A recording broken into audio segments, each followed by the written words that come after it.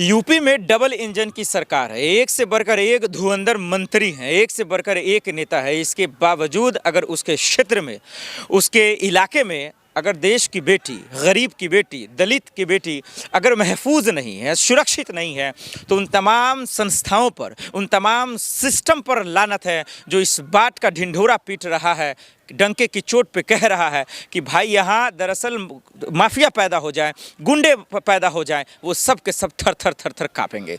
एक नहीं, दो नहीं, हजारों ऐसे सबूत हैं जो इस बात की गवाही दे रहे हैं, चश्मदीद कह रहे हैं कि वहाँ की सरकार फेल हो चुकी है, वहाँ की सरकार पूरी तरीके से खोखली है, वहाँ की सरकार सिर्फ दो लोगों के लिए है, वो जो उनकी दलाली करते हैं और वो जो बड़े कास्ट से आते हैं, क्योंकि जाति देखकर ही फैसले हो रहे हैं। अगर ऐसा नहीं है तो आए दिन किसी की बेटी के साथ बलात्कार करने के बाद उनको दिन दहाड़े जला दिया जाता है, रातों रात उनके शव को खत्म कर दिया जाता है। आए दिन सड़क पर दिन दहाड़े दलित की बेटियों को उठाकर ले जाया जा रहा है, उनका अपहरण कर लिया जाता है, किडनैपिंग कर ली जाती है। अगर आप सवाल पूछ लीजिए तो आपको ही देशद्रोही, खालिस्तानी, मवाली साबित कर दिया जाएगा। लेकिन उन्हीं की प्रशासन, उन्हीं की पुलिस, उन्हीं के मंत्री, उन्हीं के लोग ये साबित नहीं कर सकते कि आपके राज्य में ये गलत हुआ है, सिस्टम फेल हुआ है, आपकी जो प्लानिंग है वो चूक हुई है, उसमें ये कहीं से भी आप बोल नहीं पाते। अभी ताज़ा मामला आप उठा लीजिए, जो मेरठ कांड हुआ है, जो जिस तरीके से उस बच्ची के साथ हुआ, जिस तरीके से उनकी माँ को जो है, उनके माँ के साथ क्या नहीं किया उन्होंने, कैसे कैसे खबरें आ रही हैं। आप मेडिकल जांच करा लीजिए, आप कोई भी जांच करा लीजिए, डॉक्टरों की टीम बैठा लीजिए, उसके बावजूद आपको मिल जाएगा कि उसकी माँ इस दुनिया में नहीं है, अब वो चली गई है, उसको मार दिया गया है, उनको उन दरिंदों ने मार दिया है जो हवस के पुजारी हैं। लेकिन इसके बावजूद अगर आप अपने सवाल पूछ लीजिए, जो जर्नलिस्ट सवाल पूछ ले, जो विपक्ष के लोग सवाल पूछ ले, कोई भी इस देश का पूछ ले आम नागरिक, उनको ये लोग जो है गलत साबित कर देंगे कि तुम ही घिनौने हो, तुम ही नकारे हो। इनके लोग ठीक हैं, ये अपराधी ठीक हैं, ये जुल्म कर कर भी ठीक है, ये साफ सुथरे हैं, ये धुले हुए हैं, क्योंकि इन्हें वकील मिल जाएगा, इनके पास पैसा है, इनके पास माल है, इनके पास वो लोग हैं जो इनको बचा सकते हैं।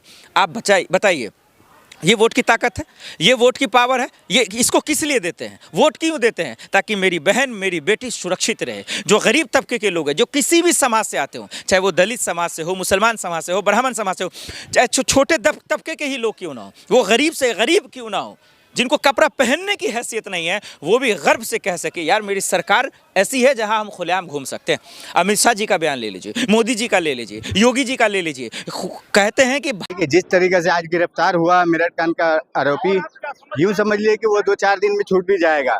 आपको इससे पहले हमने जो अनिल मिश्रा, जो बाबा साहब अम्बेडकर का पुतला जलाया, फोटो जलाया, उसको छोड़ दिया गया, तो ये भी वैसे ही होगा, छोड़ दिया जाएगा। इसमें तो सबूत उसके खिलाफ नहीं होगा तो बिल्कुल सबूत नहीं कैसे होगा? जिस बच्ची का बलात्कार किया इस बंदे ने, उसकी माँ ने जब खुद ही रोका और उसकी माँ को मार दिया, और वो बच्ची खुद देखी है कि हाँ क्या किया नहीं किया, और सबूत नहीं कैसे होगा? ये कुछ नहीं है, ये आरएसएस और भाजपा का प्रोपेगेंडा होगा, और बाद में इन लोगों को फिर से बेचारा दलित है बोल के दबा दिया जाएगा। आरोपी के वकील कह रहे हैं कि दरअसल ये निर्दोष है, इन्होंने कुछ नहीं किया, कोई हत्या नहीं। नहीं, मतलब आरोपी का वकील जो है वो निर्दोष किस तरीके से पहले बोल दे रहा है? नहीं, वो पहले कैसे निर्दोष उसको साबित कर रहा है, गुनाहगार ठहरा रहा है कि हाँ ये निर्दोष है? किस आधार पे, किस तरीके से? अगर वो बच्ची के साथ बलात्कार हुआ तो कौन किया वो बलात्कार? वो नाम कैसे उसका ले रही है, पारस ठाकुर का? अगर मान लिया उसकी माँ का हत्या किया तो कौन किया? ये सब सिर्फ कैसा है ना, पुलिस प्रशासन टोटल यूं समझ लीजिए कि जिस तरीके से योगी की वहाँ पे सरकार है और केंद्र में मोदी की सरकार है, ये लोग टोटल, ये देखिए दलित हो, आदिवासी हो, माइनॉरिटी हो, टोटल को ये लोग को इसी तरीके से दबाने का काम करती है आरएसएस भाजपा। विपक्ष के नेताओं को नहीं जाने दिया जा रहा, बीजेपी के नेता चले गए। कैसे जाने देंगे विपक्ष के नेता को? विपक्ष के नेता जाएंगे वहाँ पे सवाल जवाब करेंगे, सवाल जवाब दे, ये लोग को तो चाहिए नहीं, क्योंकि आज तक तो प्रधानमंत्री प्रेस कॉन्फ्रेंस कुछ किए ही नहीं। योगी तो बैठेंगे तो एक जवाब सही ढंग से दे नहीं पाएंगे। अब विपक्ष के नेता अभी ये देखिए गौतम जी का प्रोटेस्ट चालू है, गौतम जी खुद गए वहाँ पे, उनको जाने नहीं दिया, 3 घंटा लग गया जाने में वहाँ पे। और उसके बाद देखिए बाद में विजय, क्या नाम है उसका, रावण गया, वो भी बेचारा किस तरीके से भागते हुए गया, अब बीजेपी वाले को तुरंत जाने के लिए मिल गया। ये सब बीजेपी आरएसएस का इसी तरीका का प्रोपेगेंडा रहता है। शेखर जो कह रहे नाटक है, ये वो तमाशा कर रहे थे। कौन नाटक है, तमाशा कर रहा है? चंद्रशेखर आजाद नाटक कर रहा है, किसका कहना है? ये भाजपा आरएसएस है, बीजेपी वाले का। गर्लफ्रेंड वो भी कह रही है रोनी। अरे नहीं, देखिए ये लोग ना बाद में देखिए यही होता है, एक्स गर्लफ्रेंड है, ये बॉयफ्रेंड है, ऐसा वैसा करेंगे ये लोग। इन लोगों को ना कोई काम नहीं है। जब देखेंगे कि किसी गरीब पे अत्याचार हो रहा है और उसके बारे में जब जनता कांग्रेस पार्टी एक साथ खड़ी होती है तो उनको बोलेंगे कि ये प्रोटेस्ट कर रहा है, ये बहुत तरह का इन पे आरोप लगाएंगे उल्टा ही। तो कैसे इंसाफ मिलेगा? इंसाफ कैसे मिलेगा? जिस तरीके से आज देख लीजिए हम लोग प्रोटेस्ट चालू किए हैं, इसी तरीके से आंदोलन प्रोटेस्ट चालू रहेगा, आंदोलन करेंगे, उसको इंसाफ मिलेगा वो बच्ची को। क्या लग रहा है कि दलित बेटी को डराया जा रहा है, धमकाया जा रहा है? देखिए ये नहीं कि सिर्फ किसी को डराया धमकाया जा रहा है, ऐसा देश में कई ऐसे हुए हुए अपराध कानून के तहत, लेकिन कर रहे हैं ये लोग, करेंगे, डराएंगे। योगी राज है, फिर डर क्यों लग रहा है कि न्याय नहीं मिलेगा? अरे योगी राज है, मतलब योगी राज है तो क्या गुंडे की राज है, गुंडे की सरकार है तो यही होगा। गुंडे की सरकार? हाँ, गुंडे की है, पूरे आरएसएस भाजपा टोटल, केंद्र से लेके प्रदेश, उत्तर प्रदेश हो या बिहार हो, कोई भी हो, पूरा आज देख लीजिए उत्तराखंड में क्या हाल हो रहा। क्यों नहीं जाके कोई वहाँ पे इंसाफ के लिए लड़ रहा? आप देखिएगा हिंदू जगाओ यात्रा निकाल रहे हैं, किस तरीके से निकाल रहे हैं, वो भी बेचारी हिंदू ही थी।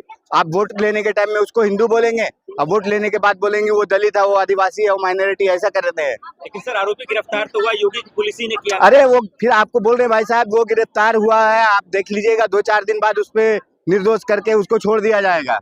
तो कोई क्या लग रहा है, कोई सच्चाई है जो छुपाई जा रही है? सच्चाई है ना कि वो बलात्कारी है, वो हत्यारा है, उसको छिपाया जाएगा। उसको वो ठाकुर है, सबसे पहले तो आप ये देखिए ठाकुर है, ठाकुर होने के हाँ ठाकुर है, योगी आदित्यनाथ के जात वाला धर्म वाला, इसके लिए उसको छोड़ दिया जाएगा। बीजेपी के नेता तो गए थे ना संगीत सोम, अरे मुलाकात की उन्होंने। संगीत सोम वो क्या, वो बहुत बड़ा दूध का धुला है क्या?